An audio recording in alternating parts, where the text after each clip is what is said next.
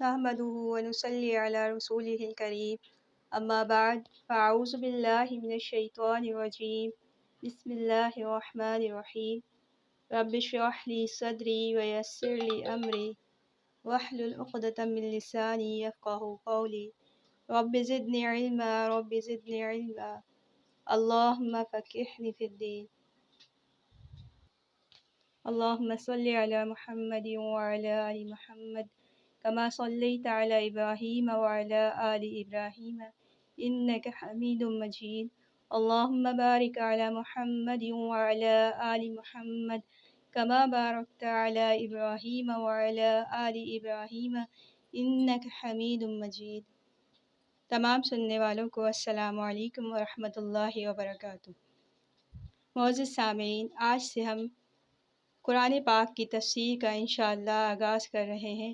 قرآن پاک کی تفسیر کا آغاز انشاءاللہ سورہ فاتحہ سے کریں گے، تو آئیے سورہ فاتحہ کی تفسیر شروع کرتے ہیں۔ اعوذ باللہ من الشیطان الرجیم، بسم اللہ الرحمن الرحیم۔ شروع اللہ کے نام سے جو بڑا مہربان نہایت رحم والا ہے۔ صحابہ کرام نے اللہ کی کتاب کو اسی سے شروع کیا ہے۔ علماء کا اتفاق ہے کہ بسم اللہ الرحمن الرحیم سورہ نمل کی ایک آیت ہے، اور علماء کرام یہ بھی کہتے ہیں کہ بسم اللہ الرحمن الرحیم ہر سورت کے آغاز میں ایک مستقل آیت ہے، سوائے سورہ برأت کے کہ اس میں بسم اللہ الرحمن الرحیم نہیں لکھی جاتی ہے۔ اب بسم اللہ الرحمن الرحیم کی فضیلت بیان کرتی ہوں۔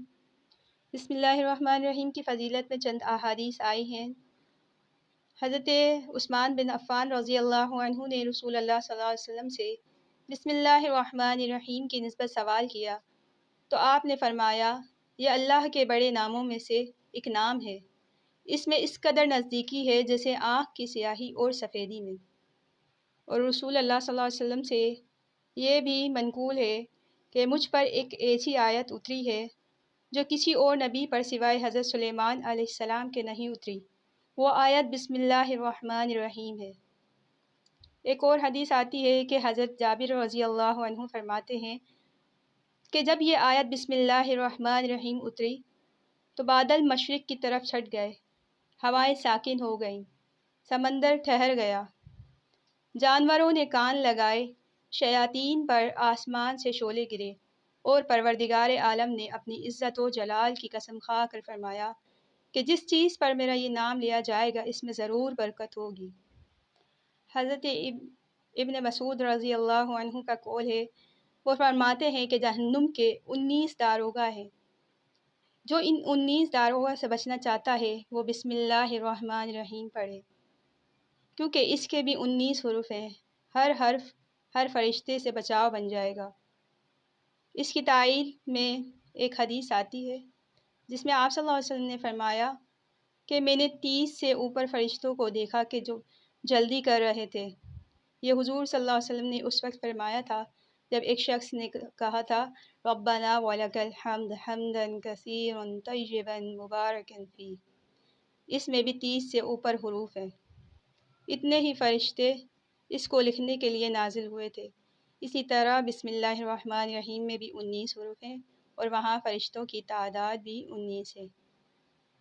مسند احمد کی ایک حدیث ہے کہ حضرت صلی اللہ علیہ وسلم سواری پر تشریف لے جا رہے تھے، آپ کے پیچھے ایک صحابی تھے کہ اچانک حضور صلی اللہ علیہ وسلم کی اونٹنی کا پاؤں پھسلا تو ان صحابی نے کہا کہ شیطان کا ستیہ ناس ہو۔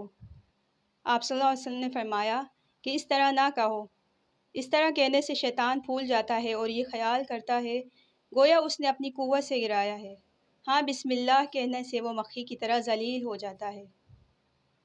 اسی لیے ہر کام کے شروع میں بسم اللہ پڑھ لینا مستحب ہے۔ بسم اللہ خطبے کے شروع میں بھی پڑھی جائے۔ حدیث میں ہے کہ جس کام کو بھی بسم اللہ الرحمن الرحیم سے شروع کیا جائے وہ برکت والا ہوتا ہے، اور جو بسم اللہ الرحمن الرحیم سے شروع نہ کیا جائے وہ بے برکتہ ہوتا ہے۔ حدیث میں آتا ہے کہ جب کوئی بیت الخلاء میں بھی داخل ہو تو اس میں بھی جانے سے پہلے بسم اللہ پڑھے، اور حدیث میں آتا ہے کہ وضو سے پہلے بھی بسم اللہ پڑھنی چاہیے۔ حضور صلی اللہ علیہ وسلم نے فرمایا جو شخص وضو میں اللہ کا نام نہیں لیتا اس کا وضو نہیں۔ اسی طرح کھانا کھانے سے پہلے بھی بسم اللہ پڑھنا مستحب ہے۔